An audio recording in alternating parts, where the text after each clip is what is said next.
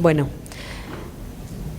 respecto a la pregunta sobre de las implicaciones del posconflicto en medio de una época electoral, yo creo que habría tres cosas que vale la pena mencionar. La primera es que el primer peligro es que se acuerde de afán, porque obviamente, por ejemplo, si uno piensa en lo que le pasó a Jimmy Carter, pues a Jimmy Carter no lo eligieron la segunda vez presidente porque no logró lo de la paz en el Oriente. Y el man le apostaba a eso, a la paz para su segunda presidencia, además de que era un man buena gente, pero le apostaba también a la reelección en términos de eso. Entonces, si hay una apuesta reeleccionista basado en el acuerdo, pues hay que acordar o alternativamente hay que acordar antes de las elecciones. Y eso es supremamente peligroso, sobre todo cuando lo que se va a acordar es sobre lo que va a pasar en los siguientes 30 años de una nación, 40, 50 años de una nación, ¿cierto? Entonces, como dicen los abuelos sabiamente, del afán no queda sino el cansancio. Y ahí ese sí es un peligro inminente, que se busque un acuerdo en el afán de reelección de ciertos, digamos, partidos en ciertos cargos, porque no solamente del presidente, sino también de Congreso y demás. Entonces el afán es un peligro ahí inminente. La otra cosa es que, pues con todos los estudios que hemos hecho sobre Colombia, nosotros sabemos, y hace rato sabemos que los actores armados en Colombia, los actores armados ilegales, ya dejaron hace mucho rato de tener la pretensión del poder nacional, ¿cierto? Que realmente su poder es un poder concentrado en lo local, que además con un Estado descentralizado, con un manejo presupuestal teóricamente al menos descentralizado, pues ahí es donde está su poder real, ¿cierto? Y entonces con elecciones locales, pues es todavía más complicado eso del acuerdo, pero precisamente porque nos estamos pensando en unos acuerdos de carácter nacional que van de arriba hacia abajo, pues el actor armado local y las alianzas políticas que hay en lo local, pues quedan intactas con o sin acuerdo, especialmente en las dinámicas de elecciones. Y tenemos que pensar entonces eso, ¿qué nos significa a nosotros como nación? Porque no es solamente el presidente da la línea desde el modelo de paz liberal nacional, pero la línea en lo local está dada desde que en Colombia se descentralizó el presupuesto y hay elecciones locales de alcaldes y gobernaciones. Entonces, hay unas afectaciones diferentes dependiendo de qué nivel de elecciones estemos hablando, si es de lo local, si es de nivel de gobernación, si es nivel nacional. Pero también es una oportunidad para aquellos que tenemos el poder de meter la papeleta en la urna. Y ahí tiene que ver con una responsabilidad social importante, porque nosotros no podemos afectar necesariamente la manera como se elige o se deja de elegir el alcalde en el Playón Santander entre las FARC y las bandas criminales, pero sí tenemos, digamos, en la ciudad, y ahí tiene lo uno con la pregunta que me hacían sobre eso de la paz, cómo se construye y si yo estoy dispuesto a aceptar o no mi responsabilidad frente a eso, pues una de las responsabilidades principales a las que los colombianos le hemos sacado el quiebre toda la vida es el voto. Bueno, y como nos contentamos con la vieja frase de, no, pero es que como aquí todo lo compran y todo el mundo es corrupto y como todo es terrible, entonces entonces yo mejor no voto. Y a mí no existe nada que me dé más angustia cuando yo escucho a la gente decir, yo no voto porque ¿para qué? Pues para que el que vende y compra votos, su venta y su compra no le funcionen. Para eso usted vota en conciencia, ¿cierto? O cositas así. Entonces, es importante también porque es una oportunidad para elegir y ustedes, todos nosotros tenemos oídos y tenemos de alguna manera niveles de discernimiento que nos permiten saber, entonces, si ya tengo unos elementos para sopesar qué sigue después, pues entonces, ¿a quién elijo como presidente de mi nación? ¿A quién elijo como senador en mi nación? ¿A quién elijo, o senadora, a quién elijo como congresista, ¿cierto? Entonces ahí también hay una responsabilidad social y una oportunidad importante que además también está ligada con el tipo de acuerdo al que se llegue, porque algunas naciones, como por ejemplo Irlanda del Norte, han hecho una cosa muy interesante, Mozambique también lo hizo, y es que los acuerdos permanecen a pesar del partido político que sube al gobierno. O sea, eso está contemplado en los acuerdos, que no depende de la plataforma política del partido de gobierno, sino que el acuerdo está salvaguardado por un mandato ciudadano, o por un mandato constitucional, o diferentes naciones han creado diferentes mecanismos. Pero si tú tienes lo que se acuerde, cualquiera que sea el acuerdo, lo tienes salvaguardado por un mecanismo distinto al del partido de gobierno, entonces, sin importar quién gane las elecciones, algunas cosas básicas de esos acuerdos se pueden se pueden mantener, digamos, sobre todo para la implementación posterior. Y sobre la pregunta de lo de la construcción de paz, desde el principio, pues ahí es donde está la gran pregunta, ¿no? Y nosotros a veces tenemos, yo siento que una de las responsabilidades más grandes que nosotros tenemos en la academia y en general es la educación para la paz. Y la educación para la paz no enseñarle a la gente en el aula a mediar. La educación para la paz es cómo vivo con el otro y no a pesar del otro. Y un otro que nosotros como sociedad civil tenemos que aprender a ver no desde los maniqueísmos, porque no es un problema del bien y del mal. Si nosotros reducimos el problema del bien y del mal, tiene que ver con eso que Eduardo hablaba hace un rato sobre, por ejemplo, la guerra contra el terror, el que está conmigo o contra mí, el que está a mi favor o en mi contra. Pues cuando uno reduce el problema de una construcción de sociedad a un problema maniqueo del bien y del mal, pues necesariamente ahí no se puede construir la paz. La paz se puede construir a partir de complejizar el problema, y el que se reinserta me hizo daño, pero ¿a qué sociedad lo dañó a él? Esa es una pregunta de fondo también, y eso no libera al armado de su responsabilidad, jamás debe liberarlo de su responsabilidad, pero a nosotros sí nos colocan una manera distinta de asumirlo. Cuando uno tiene conversaciones muy serias y muy profundas con las víctimas, muchas de las víctimas en este país tienen muy claro eso, tienen muy claro que no es un problema de blancos y negros, no es un problema, sino que es un problema de grises, es un problema que está basado en cuál es el costo de la guerra, cuál es el beneficio de la paz. ¿Cuál es el costo de continuar victimizándonos? ¿Cuál es el beneficio de acallar los fusiles y de empezar a pensarnos en los problemas estructurales más profundos? Entonces, más que estar dispuestos a sentarme con el reintegrado, entonces yo me volteo y digo, no, es que tú eres paramilitar, Bacrin, FARC, ELN, lo que seas, ¿cierto? Y entonces, a ver si yo grandiosamente, porque yo ciudadano civil que soy muy bueno, te dejaré sentarte a mi lado, es como yo complejizo esa premisa. Y como digo, a partir de una nación que necesita urgentemente callar los fusiles para ver si soluciona el resto de sus problemas, como yo entiendo que el otro también es producto de una nación que se construyó a sí misma de esa manera. Entonces no es solamente, entonces ahí también nosotros desde la academia tenemos una obligación muy grande de ayudar a complejizar el problema, no desde buenos y malos, porque si lo reducimos a un problema de quiénes somos los buenos y quiénes somos los malos, ahí todo el mundo sale perdiendo, porque bueno no resulta siendo nadie realmente, ¿no? Porque es que las responsabilidades serias que tiene este país sobre sus problemas estructurales, pues hay que atacarlos urgentes. Entonces hay que tener cuidado con eso de los buenos y los malos mucho, ¿no? Y educación para la paz. Gracias, profe. Creo que tenemos una pregunta en esta parte.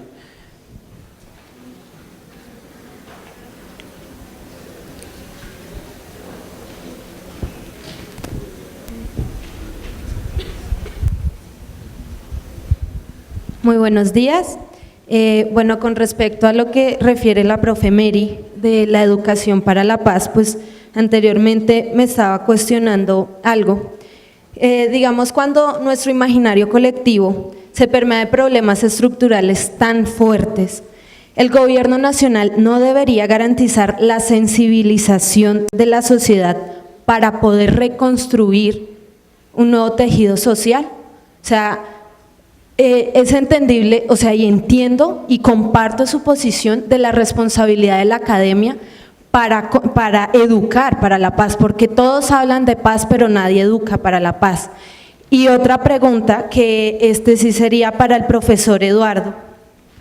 ¿Usted qué piensa de cómo serían las consecuencias de un modelo productivo donde su capital de trabajo se encuentra adormecido a causa de la legalización de las drogas? O sea, teniendo en cuenta la referencia de la guerra del opio que enfrentó China, en donde sus mandatarios también pues terminaron fumando opio y perdieron prácticamente muchas, pero bueno, o sea, tuvieron bastantes desventajas.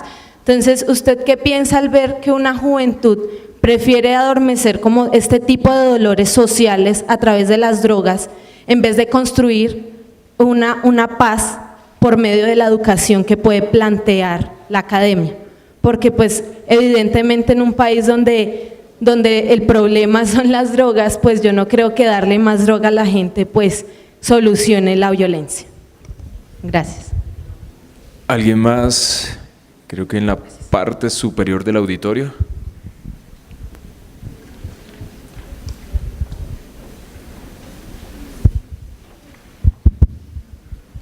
Buenos días.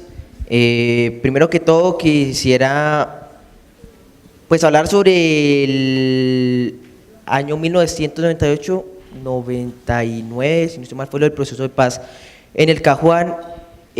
Como no se puede decir si es malo o bueno lo del proceso de paz del Cajuán. Lo único que nos dio ese proceso de paz del Cajuán fue quitarle la aureola de Robin Hood a los de las FARC, porque mucha gente pensaba que los de las FARC que eran buenos, que le estaban con el pobre, que estaban con el pueblo, pero la verdad es que no, es que desde ese momento la gente se dio cuenta que los de la guerrilla no eran solamente un grupo subversivo, sino que eran unos terroristas desde ese entonces. Entonces, con Pastrana se empezó el Plan Colombia. Entonces, desde ahí se empezó todo el tema guerrerista de Uribe hasta fin de su mandato. Entonces, la primera pregunta era, pues ya como lo decía la doctora Mary, que decía que lo que uno hace con afán, lo hace mal. Entonces se me hace que el presidente Santos está tomando las cosas muy aceleradas, haciendo este proceso de paz, porque no es el momento en que estemos hablando de paz, cuando vemos que la guerrilla está cometiendo tantos atropellos, tantos delitos de lesa humanidad contra Colombia. Entonces, primero quería saber sus puntos de vista, bueno, de todos, para saber si creen que, igual que yo, que está apresurándose el presidente Santos con este proceso de paz. Porque en verdad nosotros lo elegimos fue porque creíamos que iba a seguir la línea de nuestro anterior mandatario. Pero en verdad cambió 180 grados su pensamiento, el pensamiento que tenía el anterior mandatario. Y la otra pregunta respecto a las fuerzas militares. Después, como estamos hablando sobre un posconflicto, ¿cuál sería el papel de las fuerzas militares que en verdad que nos han dado tanta seguridad en estos años? Muchas gracias. Bueno, vamos a darle entonces espacio a los profesores para que den cuenta de estas preguntas.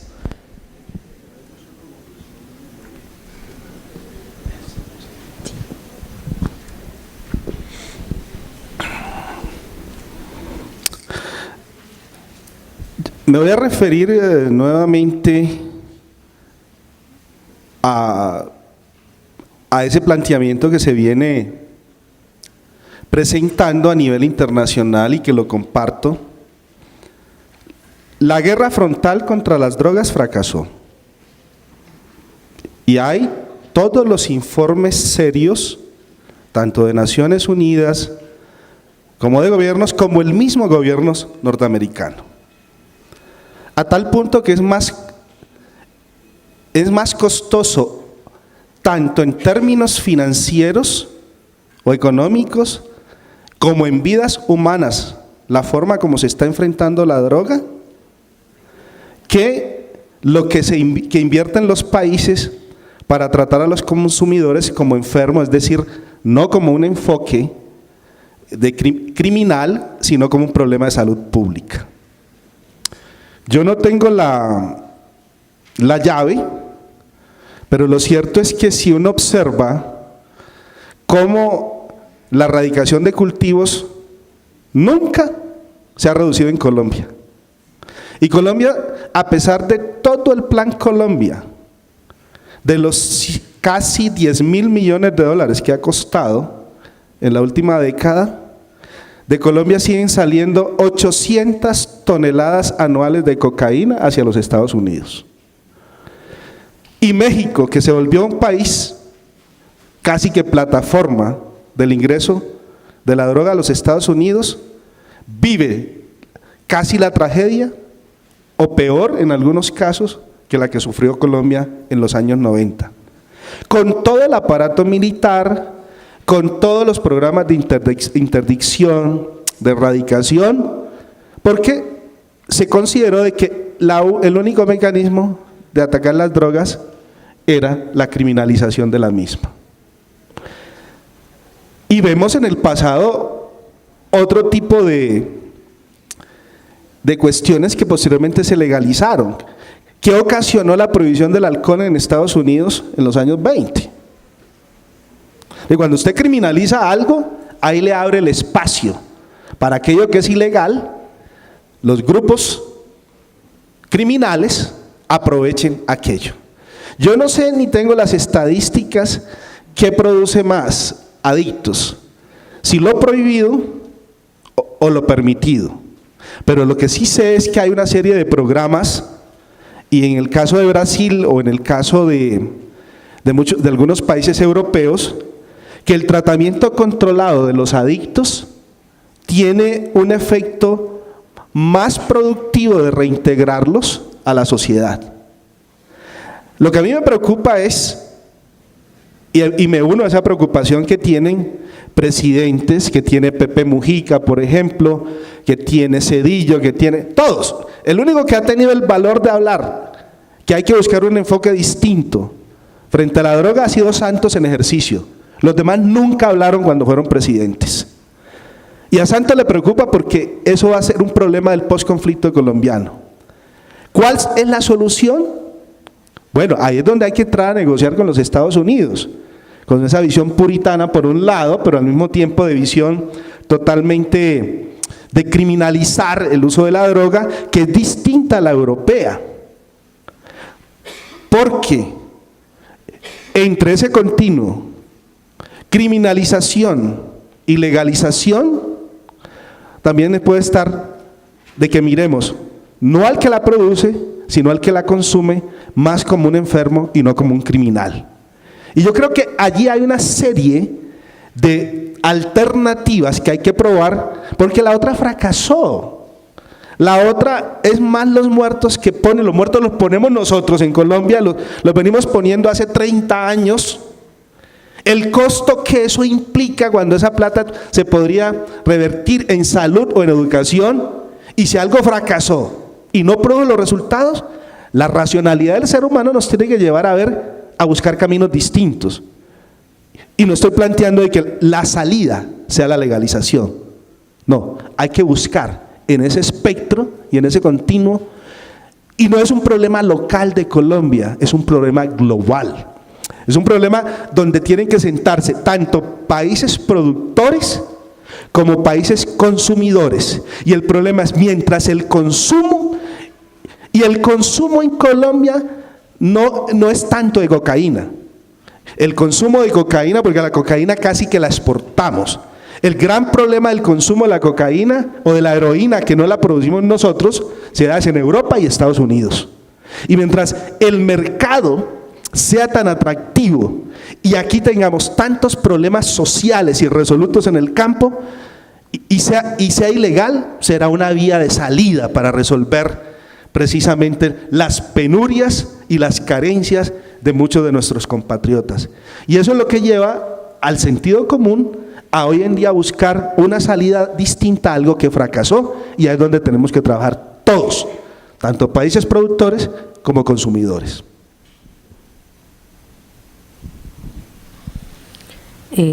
Un par de cosas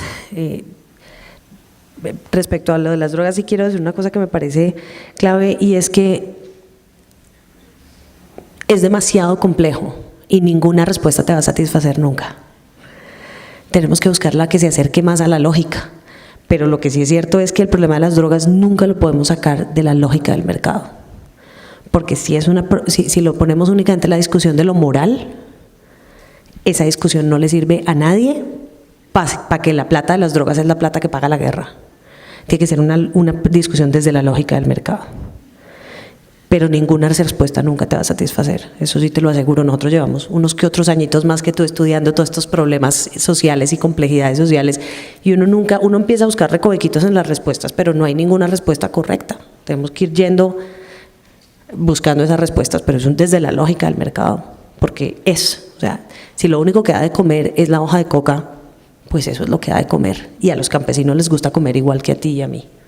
Y desde ahí es donde tenemos que empezar a pensar los problemas, no desde una sola perspectiva, sino de todas. Yo creo que es una responsabilidad compartida la educación para la paz.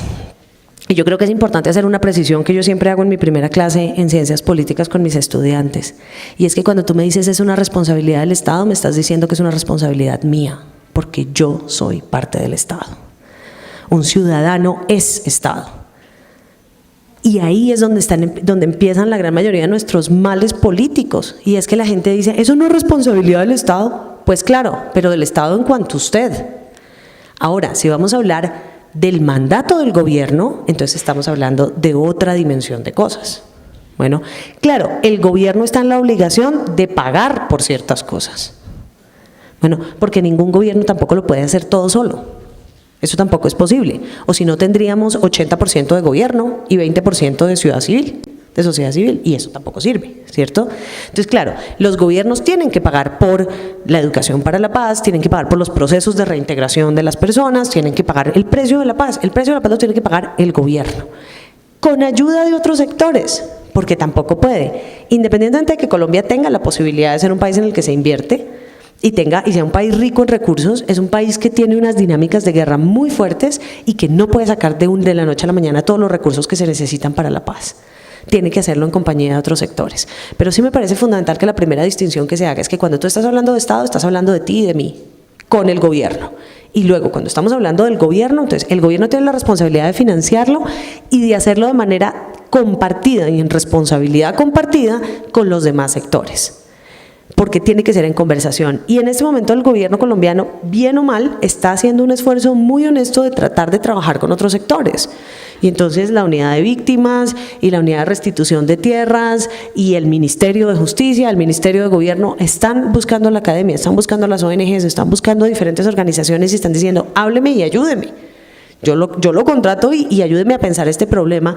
Y entonces estos académicos, nosotros nos bajamos de las pangas y de las chalupas en el Chocó y en el Putumayo y en el Pacífico y en todas partes, y estamos haciendo lo que nos corresponde con el dinero del gobierno colombiano, ¿cierto? Entonces es una responsabilidad compartida, porque si lo ponemos solamente como la responsabilidad es de una sola persona o de una sola entidad o de una sola institución, pues ahí nos fregamos todos. Porque, ¿cómo así? Que todos nos queremos beneficiar de la paz, pero el responsable de hacerla es una. Eso no tiene lógica. Todos tenemos unos grados de responsabilidad distintos, pero todos tenemos un grado de responsabilidad en esa construcción. Entonces, desde ahí yo veo la cosa. Lo otro es que sí me parece importantísimo lo del lenguaje. Bueno, y la manera como tú preguntas y como haces tu aseveración, pues es lo que me permite saber todos los caminos que todavía tenemos que recorrer para alcanzar la paz. Y es que independientemente de tu propia postura, cuando yo reduzco la conversación a quién es el otro y el otro es una única cosa posible, y si el otro solamente únicamente puede ser un terrorista, o el otro solamente puede ser el bueno o el malo o pues una conversación reducida lleva a una respuesta reducida y lleva a un acuerdo reducido necesariamente. Únicamente en la ampliación del espectro están las respuestas. Cuando se es una sola cosa, solamente se puede tener una sola salida. Y eso es una cosa muy peligrosa. Entonces, al lenguaje hay que meterle matices, al lenguaje hay que ampliarlo, y cuando amplío el lenguaje, también amplío el espectro sobre el cual pienso los problemas.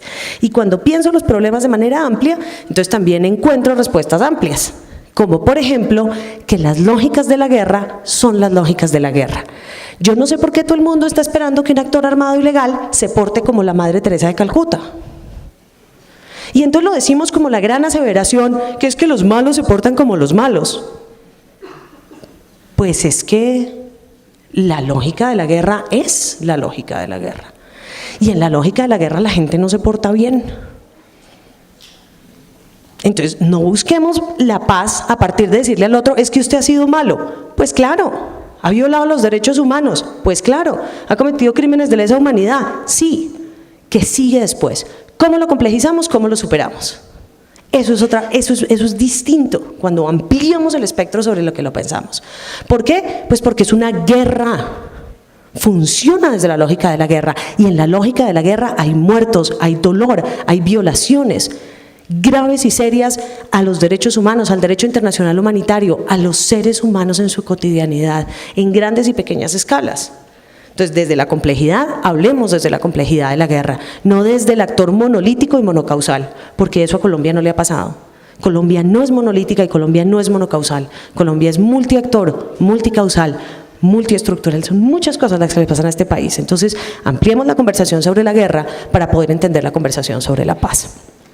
Claro que está de afán, está de mucho afán, y ese es mi miedo personal con este acuerdo. Y es que uno de afán, sí, la cosa, pues del afán no queda sino el cansancio.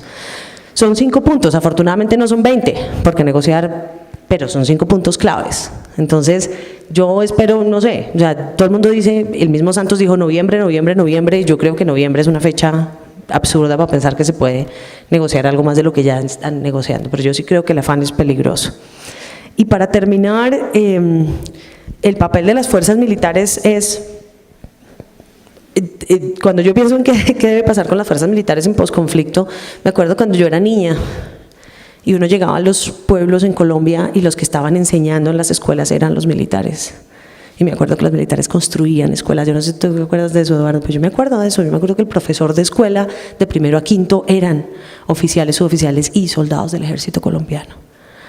Yo no pienso necesariamente que las fuerzas militares tengan que reducirse a 5 personas después de que son 450.000, pero creo que cuidar de la soberanía de la nación implica mucho más que cargar un fusil. Y creo que hay que pensarse eso de otra manera, porque cuando tú paras la guerra, pues tu trabajo de guerra termina. Eso no quiere decir que tú no sigas teniendo un trabajo de mantenimiento de la soberanía, que es de lo que tú hablabas, de tener un Estado que funcione, y si todavía no tenemos la capacidad civil de hacer que ese Estado funcione, tal vez las fuerzas militares tienen mucho que hacer ahí, que no es necesariamente disparar. Entonces hay que repensarlo de las fuerzas militares. Algunas naciones lo que han hecho es reducirlas dramáticamente, otras lo que han hecho muy mal es reintegrar a los combatientes ilegales en las fuerzas militares, y eso en todos los casos ha salido mal, en todos. No hay una sola nación que haya hecho eso que tenga un ejemplo digno que mostrar. O sea, uno no puede pasar a un armado a otro, o sea, no puede pasar de un arma a la otra porque eso no hace sentido. La idea es reducir las armas, todas, las legales y las ilegales, para que haya menos opción de guerra. Pero entonces ahí sí las fuerzas militares se tienen que pensar desde otra manera, y es cuál es la idea de la soberanía y cómo se mantiene la soberanía que no sea solamente el arma. Y entonces para eso me acuerdo de mi niñez cuando yo veía soldados enseñando niños a leer y a escribir. Bueno, muchas gracias.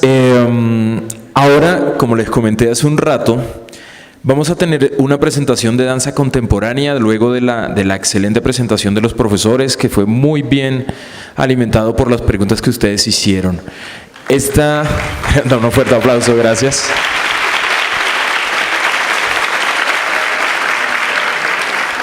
Les pedimos de manera muy amable que permanezcan en sus lugares.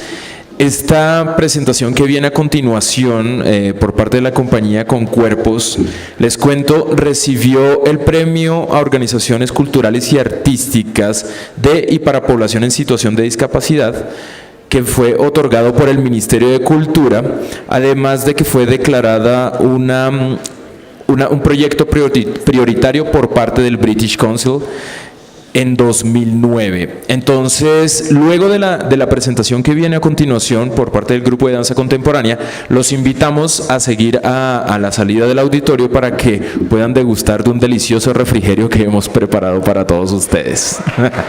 Pónganse felices, por favor. Entonces, ya iniciamos.